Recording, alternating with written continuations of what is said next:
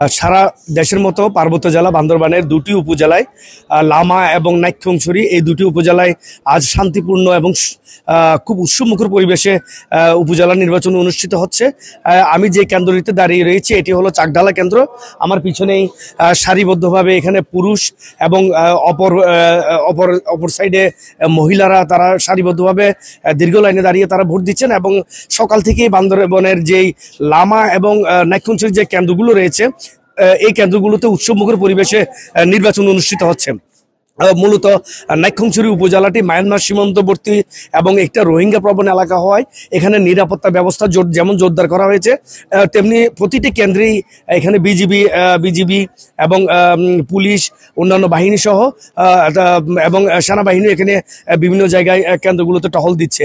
তবে এখনো পর্যন্ত সকাল থেকে আমরা যেটি দেখেছি কোনো অপ্রীতিকর ঘটনার খবর পাওয়া যায়নি। মূলত লামা এবং এই যে নাইক্ষ্যংছড়ি এই দুটি উপজেলায় আওয়ামী লীগ এবং বিএনপি সমর্থিত প্রার্থী থাকায় এখানে নির্বাচনী যে প্রতিদ্বন্দ্বিতা এখানে খুবই প্রতিদ্বন্দ্বিতা হচ্ছে এবং সেই সাথে যে ভাইস চেয়ারম্যান, মহিলা ভাইস চেয়ারম্যান রয়েছে তাদের মধ্যে আওয়ামী লীগ এবং বিএনপি সমর্থিত থাকায় এখানে মূলত নির্বাচন জমজমাট হয়ে উঠেছে এবং এখানে এই প্রার্থীদের মধ্যে হাড্ডাহাড্ডি লড়াই হচ্ছে। তবে যেটি আমরা নির্বাচন কমিশন থেকে আমরা যেটি তথ্য পেয়েছি সেটি হলো যে মূলত বান্দরবানের 7টি উপজেলার মধ্যে 4টি উপজেলায় নির্বাচন সম্পন্ন হয়েছে এবং যে সন্ত্রাস প্রবণ এলাকা হয় রুমা, রংছড়ি এবং থানচি এই 3টি উপজেলায় নির্বাচন স্থগিত করা হয়েছে। তবে কবে নাগাদ এই 3টি উপজেলায় নির্বাচন হবে এখনো এটি নির্বাচন কমিশন থেকে স্পষ্ট করা হয়নি। না, আমাদের আইনশৃঙ্খলা রক্ষাকারী বাহিনী, প্রশাসন, নির্বাচন কমিশন তৎপর। আমরা আশাবাদী একটা সুষ্ঠু নির্বাচন হবে।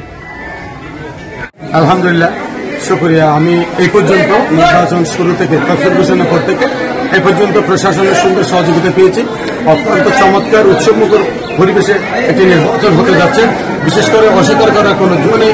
আমরা অনেকদিন পর একটি সুস্থ, শান্তিপূর্ণ, অবাধ একটি নিরপেক্ষ নির্বাচন আমি এই পর্যন্ত দেখতেছি। বাকিটা গণনা পর্যন্ত অপেক্ষায় আছে।